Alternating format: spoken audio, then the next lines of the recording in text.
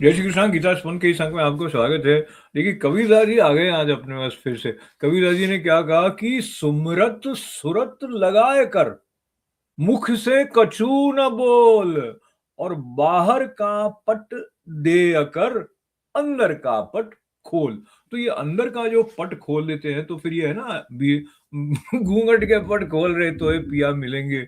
तो वो जो अज्ञान का घूंघट का आवरण है वो हटाने में भगवान भी मदद करते हैं, जब उनके सम्मुख अर्जुन हो उनकी बात को सुनने वाले।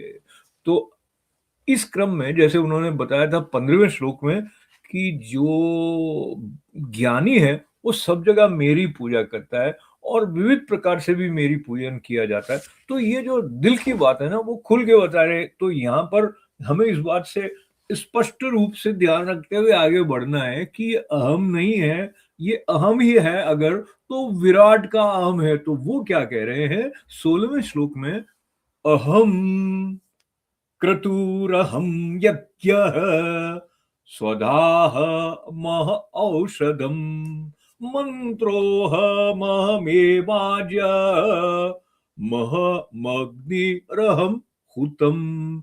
तो जो पूरा क्रम है ना, क्रतु मैं हूं, यज्ञ मैं हूं, स्वधा मैं हूं, औषधि मैं हूं, मंत्र मैं हूं, घृत घी घी मैं हूं, भगवान कह रहे हैं। हवन में प्रयोग किया जा रहा है आहुति के लिए वो न केवल घी मैं हूं बल्कि साथ में अग्नि भी मैं हूं। तो ये सब कहने के बाद में बचा क्या, वो जो पूरी प्रक्रिया है ना हवन करते समय की, वो जो यज्ञ कह दें, तो वो हवन रूपी क्रिया भी हुतम मैं हूं, ऐसा भगवान ने बताया है।